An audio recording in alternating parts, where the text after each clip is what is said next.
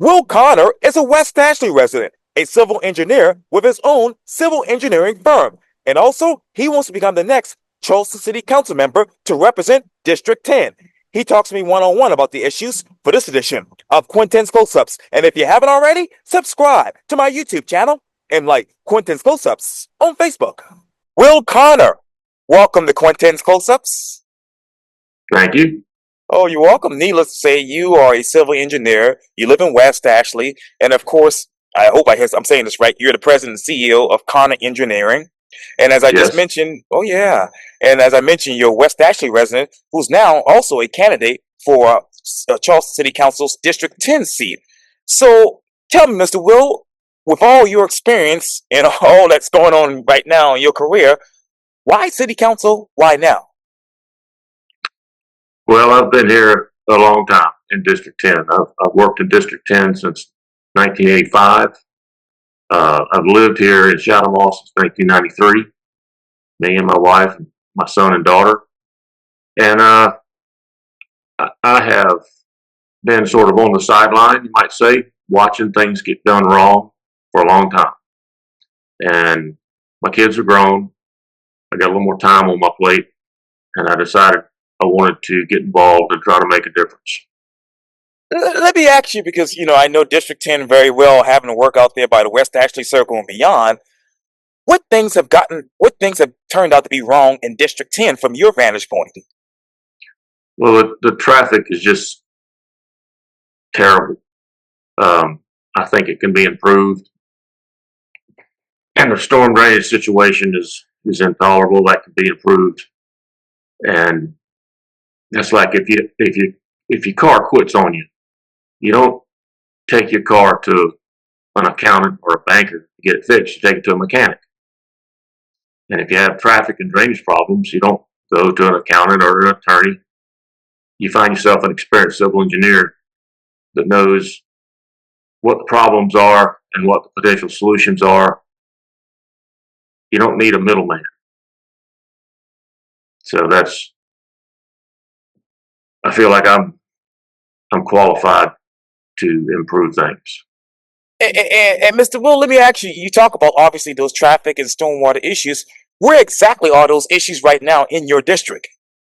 Well, you've got this tremendous amount of traffic coming. It's not just District 10 traffic. You got people coming down 61 that are from Ridgeville, Cottageville, Somerville, Monk's Corner. Right. You got people coming up 17 getting on Bees Ferry. They're coming from Ravenel, Johns Island, Hollywood. Right. And they're just tens of thousands of people coming through there every morning and then going the other direction in the afternoon. And the road system isn't set up to handle that much traffic. And sometimes I'm headed up 61 going north early in the morning, and it must be for 10 miles. It's just bumper to bumper traffic. It's unless somebody wrecks or pulls off the side of the road, it moves, but it moves real slow. And you get there at Bees Ferry and 61, and there's that mass right there. And then you get to Bees Ferry and Glen McConnell. Sure. Huge tie up there, Mariator and Glen McConnell. And then you've got Magwood, Glen McConnell. Sure. Then you got the Paul Cantrell on 526.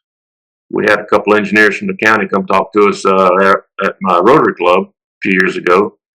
And we understood from them that there was money and plans being drawn up to improve the intersection of 526 and Paul Cantrell. But all they ever did was, I think they added a left turn lane. And there ought to be some sort of cloverleaf or modified cloverleaf there. Of course, you can't widen 61, right, because of its historical status. But the extension of the Glen McConnell was proposed a long time ago. And there's a conceptual in place, but nothing's ever been done. And you could extend the Glen McConnell, if you had a pocket full of money, you could go all the way to Ridgeville with it. But that's a big project. That's like a 10-year deal. But you could extend it at least north of Village Green and tie it into 61. But you'd have to improve all those other intersections. So it's a big project, but it needs to be done because it gets worse every day. And I don't know if you've ever ridden up 61 and Oh, yeah. gone Highway 27 over to I-26. There's new subdivisions up there right now. There must be 10 of them. And now that they've all got sewer, they're just going to get bigger and bigger and bigger. And that traffic's still coming. And it's not like you can just turn the spigot off. I want to get back to that in just a second, Mr. Will. But you talk about 526 and Paul Cantrell, which I know very well, having growing up in this area and worked over that way as well. But where did they, with the county engineers, where exactly did they say that money was going to come from as far as improving that particular intersection? Well, it's been a long time now since they talked to us. And I can't remember exactly where they said it was coming from. But when the half-cent sales tax got defeated, that dried the money up real fast. And so all these projects come with price tags, and you got to get the money from somewhere. But like I said, it's like the seawall around the Charleston Peninsula. The Charleston Peninsula is too historic of a location to just ignore the rising sea and the flooding and all that. And even though that's a huge price tag, it has to be done. Otherwise, you're going to lose a lot of downtown, a lot of history. And everybody knows I grew up right here on the peninsula in Charleston, and there's been a big talk about the seawall, obviously around the battery. Mm-hmm. Well, where should they get the money from to relieve this situation? About the peninsula? Oh, the seawall. Yeah. Well, a huge part of it's got to come from the federal government, and those wheels are in place. They're rolling. I actually I know the engineer that's in charge of that project, and I know another engineer that's involved in it. I've known him since 1983, so I feel confident they're going to do a good job. I think it's going to have to be a lot of public input, because every place that seawall touches the ground, you got existing neighborhoods, you've got critical areas, you've got permitting, Right. And I hate to say it, but there's probably going to be lawsuits, because the environmental groups don't want it. And such a huge project. But unless you want to just give up downtown, you have to do it. What type of environmental study, Mr. Will be ideal for this seawall, proposed seawall, I should say? Well, it's going to be pretty comprehensive, because you're going to be right there at the water's edge the whole way, and every bit of it's going to involve environmental permitting. How long will that actually take from your perspective? Years. It's like the trying to extend 526 Right. on the Johns Island. I mean, that thing's been hauled up for 3 decades now. And every time, I don't know if you remember, Ross Perot Jr. was going to build a bridge over the Stono River to Johns Island, and he was going to do it with his own money. And he got voted down. And that just seems kind of crazy to me, but that wasn't going to cost us, that wasn't going to cost the taxpayers anything. So it's kind of daunting when you start trying to get some environmental permits. Hey, you talk about that public input, Mr. Will. What should the design phase look like in your mind? Well, it's going to be sort of like the main road widening. There was a lot of public input. There were a lot of public meetings. Right. There was at least, I think, 7 different proposed routes that first phase would take, and the public input had a lot to do with what the DOT finally decided to go with, which is it's a good plan, but it takes money and a lot of permitting, and they're out there building it now. So I didn't think a shovel was ever going to get put in the dirt over there, but they're doing it. Yes, sir. How many phases do you foresee with this proposed seawall? Well, it's not going to do any good to build part of it, because if you don't build the whole thing, the water's just going to go around.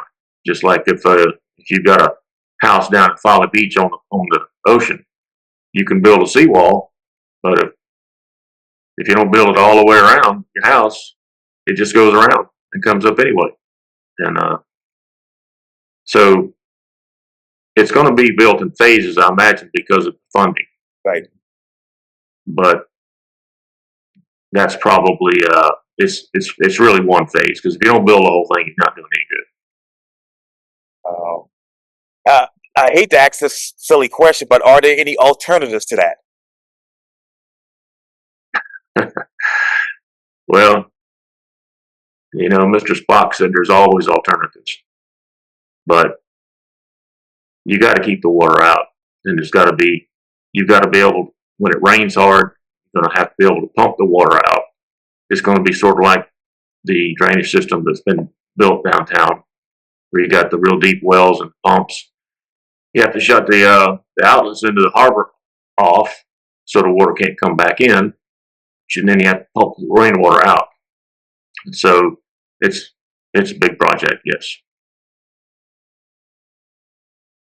How should that public impact go in your mind? Well, you're going to impact a lot of different neighborhoods, and so there's going to have to be localized public meetings where people from one section that are going to be impacted a certain way need to bring them in, show them what's planning to be built, and get their input, because you're going to have, you're going to obviously have a lot of construction activity. There's going to be detours, Right. and a lot of people are going to be very interested in what it's going to look like. It's just going to be a stone wall, or just poured concrete, and there's a lot of things. It's going to be a pretty heavy public input phase for that project. And you talk about projects. Obviously, I got to go back over to your district, District 10, because you talked earlier about 526 and Paul Cantrell, and of course 61 and Glenn McConnell right there. Uh, are any roundabouts ideal for that particular area as far as traffic? I think yes. It used to be you could go from one end of Bees Ferry to the other pretty quick. Now it's just stop, stop, wait, go, stop, stop, wait. And even though traffic circles aren't ideal, they're better than just a long string of traffic lights. Because if you go Bees Ferry, as well as I do, sometimes you'll be stopped with 100 other cars, and there's 2 cars coming out from the side. And that doesn't need to happen like that. It can be frustrating. And retrofitting roundabouts is obviously a lot harder than building them originally. But when the road was widened, I think it would have probably been better to build at least a couple of roundabouts instead of those extensive traffic light systems. So there's been talk of a traffic circle at Muirfield and 61, so that the folks in McClure Hall can get out. Because right there, as you know, in the morning at rush hour, you're completely dependent on somebody letting you in. Somebody's got to be the good Samaritan, Right. Stop and give you a little wave or the blink of the lights. So even though a traffic circle is not ideal, I think something like that would be better than what we got now. Especially with the school right there. Oh yes, yeah, absolutely. West Ashley High. Uh, where in your district can they resync these traffic lights, for lack of a better word? I'm sorry, Mr. Will. Well, you mean the specific locations? Oh, if you can. Yeah. Well, that's McClure Hall and 61 is probably an ideal situation. Don't know if there's enough right of way there, because I think you'd have to get more right of way. Sure. Obviously, because your standard small roundabout is like 100 foot in diameter, and right now the right of way there is only 50 feet. It might be 60. I think it's 50. So you got to go get some additional right of way from somebody, probably both sides. Then as you come up, I don't think a roundabout is going to work at Bees Ferry and 61. But if you went up Bees Ferry, there's, trying to remember now, there's at least 4 or 5 lights on Bees Ferry now. And I think around a couple of roundabouts up there would probably work better than this all these traffic lights. As far as the Glen McConnell goes, that's a different animal. There's so much traffic on Glen McConnell. A roundabout would have to be bigger. You know, an ideal roundabout is like Park Circle up in North Charleston. Right. That's really a true roundabout, and where there's room in the middle for, they got parks and ball fields and stuff. But that takes a lot of real estate, and you're not gonna be able to do it because you just don't have the real estate. But I think it would be good to have a pretty extensive traffic study done for both the Glen McConnell and Beast Ferry, and get a really good traffic engineering firm to come in and give us some ideas. Where in your district can you actually widen roads right now?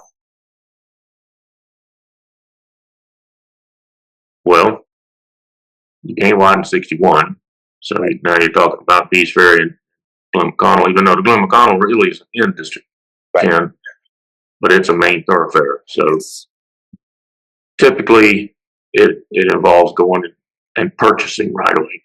Excuse me. So that's what you'd have to do. I don't think the existing right of way is big enough. Okay, so what should be Charleston County's plan right now? Because I know that's basically a state road. So how should they collaborate with SCDOT on that?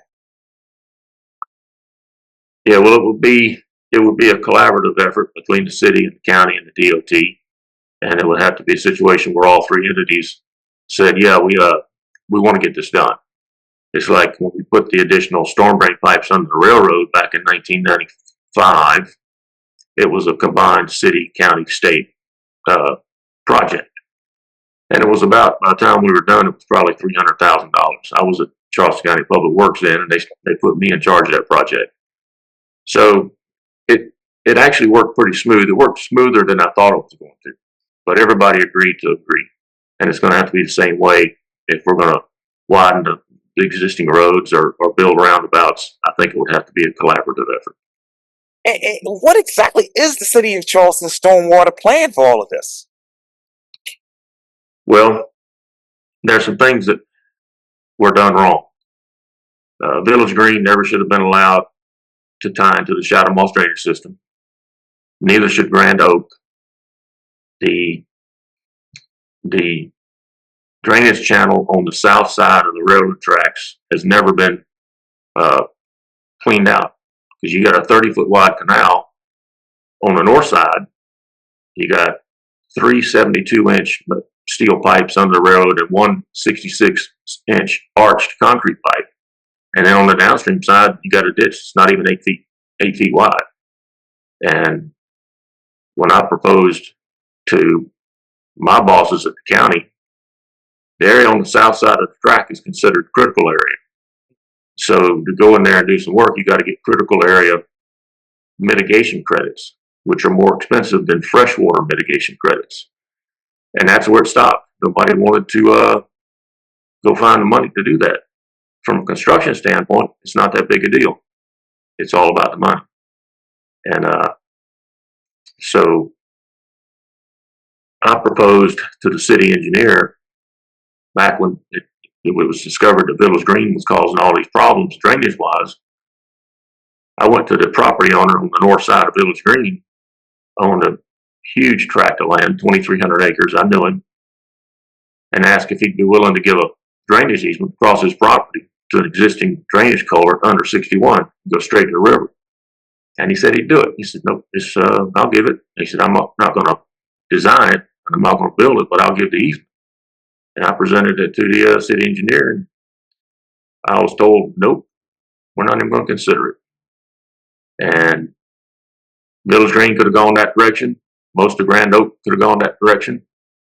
And neither one of them did. They both tied into the Shadow Moss drainage system, and it absolutely overwhelmed me. I've got a picture from a guy that lives in Hickory Hills. And when we had that big flood in 2015, he had 3 feet of water in his house. And that shouldn't happen. There should be better regional planning than that. And like I say, I spoke out against both of those tying into the Shadow Moss drainage system, and I was just told, no, we're doing it like it's designed. And you see the mess we've got. When you think about Grand Oaks, and I know that area very well, Harris Teeter, all of that, where are the easements for that area in regards to stormwater planning? What was the question? Oh, yes, sir. As far as easements for Grand Oaks, what easements are ideal for that particular area right now as far as stormwater planning? Well, prior to the development, the storm drainage all went under 61 down to the railroad tracks, and not right where you see the canal right now. There's a couple of other places further east on Bees Ferry where the water goes under Bees Ferry, goes across vacant land, and then it turns and runs down beside the railroad track to that same crossing I referenced a few minutes ago. So it all went that way. And dealing with the Shadow Moss drainage system like I have since 1986, it was always kind of a crazy arrangement because the water went, that part of Shadow Moss, it's up near 61, it flowed south under Bees Ferry, then it flowed east parallel to Bees Ferry, then it flowed back under Bees Ferry going north, then it goes around Hickory Hill in that big canal, then back under 61, under the railroad tracks over to Church Creek. And picture in your mind, that's just a crazy route when it all should have gone straight to the river. That's the way it should have gone from 50 years ago. But there's a problem with going under 61. There's a 36-inch water main, ductile iron water main, parallels 61 in the right of way, which makes it difficult. You'd have to, the first thing, if you wanted to go back under 61 to the river, you have to build a diversion for that water main so that you'd have to build a diversion, put in the necessary valves, and you have to shut the water off for a whole day, probably, at least, might take 2 days, and then turn on the diversion. And nobody's wanted to do that. And so the water, Village Green and Shadow Moss always should have gone straight to the river. The route that it takes makes no sense. I've had people, old timers from the DOT, tell me the reasoning behind all that, but it never really made a lot of sense. So, and it still doesn't. What existing infrastructure in District 10 concerns you right now, Mr. Will? Well, the infrastructure, the biggest infrastructure concern is the storm drainage. Okay, District 10 has plenty of water supply. You know, the Charleston Water is currently building a 4-mile tunnel, an additional 4-mile tunnel that will kind of solve the sewer issues for a long time. I had a nice conversation with one of the commissioners just a week or so ago, and she gave me the whole scoop on it. And it's a very interesting project. She's actually been down in the tunnel that's being constructed, and that's going to solve a lot of problems for West Ashley in general, District 10 as well, for a long time. So infrastructure, I know that Dominion has a handle on the electrical feed to District 10. You know, your other utilities are, of not nearly as much importance. So sewer, water, storm drainage, electric, that's your biggies. And I think we've got a pretty good handle on those, except for the storm drainage. Does the city have a handle on the growth, though? Sort of. You know, people are coming, and you have to use smart growth. But Charleston really isn't experiencing any problems that other growing municipalities have. There's always growth in traffic and services, schools, fire protection, police. But the city's doing okay, but it could be done better, especially when it comes to traffic and storm drainage. And you touched on something very interesting. Since that area is growing a whole lot, District 10, where exactly do you need more police and fire services right now? Well, I think fire service is fine. Okay. Um, I think I've never been a fan of putting speed bumps in public right of ways. I think put more police on the streets in these subdivisions to keep people from driving so fast is something that needs to be done. And I know people on the police department, and they're working hard at it every day. And if you could put a few more policemen on the force, it would help.